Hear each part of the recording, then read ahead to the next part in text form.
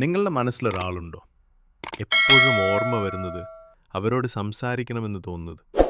പക്ഷേ അകലം, അവസ്ഥ, ഭയം എന്തോ ഒന്ന് തടസ്സമായി നിൽക്കുന്നു.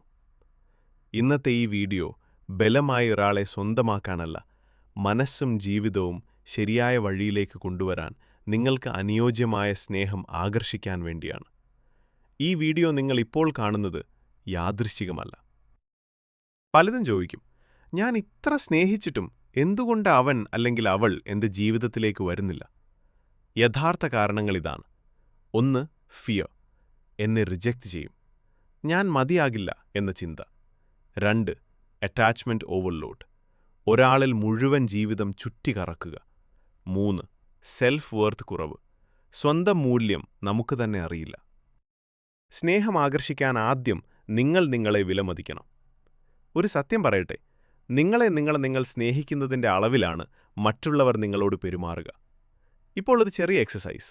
കണ്ണടക്കൂ, ശ്വാസം ആഴത്തിലെടുക്കൂ, മനസ്സിൽ പറയൂ, ഞാൻ സ്നേഹിക്കാൻ യോഗ്യനാണ്, എൻ്റെ സാന്നിധ്യം വിലപ്പെട്ടതാണ്, എനിക്ക് അനുയോജ്യമായ സ്നേഹം എന്നിലേക്ക് വരുന്നു. ഞാൻ സ്നേഹിക്കാൻ യോഗ്യനാണ്, എൻ്റെ സാന്നിധ്യം വിലപ്പെട്ടതാണ്, എനിക്ക് അനുയോജ്യമായ സ്നേഹം എന്നിലേക്ക് വരുന്നു. ഞാൻ സ്നേഹിക്കാൻ യോഗ്യനാണ്, എൻ്റെ സാന്നിധ്യം വിലപ്പെട്ടതാണ്, എനിക്ക് അനുയോജ്യമായ സ്നേഹം എന്നിലേക്ക് വരുന്നു. ഇങ്ങനെ 3 തവണ പറയൂ. ഇത് ഡെയിലി പ്രാക്ടീസ് ആക്കൂ. ഇനി പറയാൻ പോകുന്നത് മനസ്സിലാക്കണം. 1. ഒബ്സഷൻ, അവൻ അല്ലെങ്കിൽ അവൾ മാത്രം മതി, ആ ഒരു ചിന്ത ഒഴിവാക്കണം. 2. അട്രാക്ഷൻ, എനിക്ക് അനുയോജ്യമായ സ്നേഹം സ്വാഭാവികമായി വരും എന്ന് വിശ്വസിക്കുക. നിങ്ങളൊരാളെ ഫോഴ്സ് ചെയ്യുമ്പോൾ അവർ അകലെ പോകും. നിങ്ങൾ കാമാകുമ്പോൾ കണക്ഷൻ ഉണ്ടാകും. ഇഷ്ടപ്പെട്ട ആളെ ആകർഷിക്കാനായി മനസ്സിൽ നിന്ന് ഈ 3 കാര്യങ്ങൾ വിട്ടുകളയണം. 1. Past hurt, 2. കമ്പാരിസൺ, 3. ഡെസ്പറേഷൻ. ഇപ്പോൾ ഒരു ഇന്നർ പ്രയർ.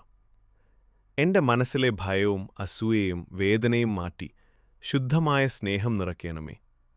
രാത്രി ഉറങ്ങുന്നതിന് മുൻപ് 7 ദിവസം എനിക്ക് അനുയോജ്യമായ സ്നേഹം ശരിയായ സമയത്ത് എളുപ്പത്തിൽ എൻ്റെ ജീവിതത്തിലേക്ക് വരും എന്ന് പറയണം.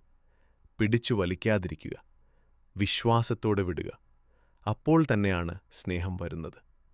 ഈ വീഡിയോ നിങ്ങൾക്ക് ഉപകാരപ്രദമാണെങ്കിൽ ലൈക്ക് ചെയ്യാനും മറ്റുള്ളവരിലേക്ക് ഷെയർ ചെയ്യാനും ചാനൽ സബ്സ്ക്രൈബ് ചെയ്യാനും മറക്കരുത്. നന്ദി.